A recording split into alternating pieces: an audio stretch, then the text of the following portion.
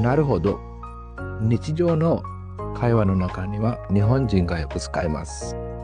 なるほど。この言葉については説明したいと思っております。なるほど。English Dictionary에 I see දකිනවා කියලා තිබෙනවා. මේ කොතොබ මේ වචනය පාවිච්චි වෙන්නේ කොහොමද? හන්සේ සුරු තොකි එකග වනකොට, හන්තයි සුරු තොකි එකග නොවන විට, රිකයි සුරු තොකි තේරුම් ගන්න විට, රිකයි ශිනයි තොකි තේරුම් ගන්න නැති විටත් මේ දෙවිදියේදීම නරුහොදෝ කියන වචනය පාවිච්චි වෙනවා.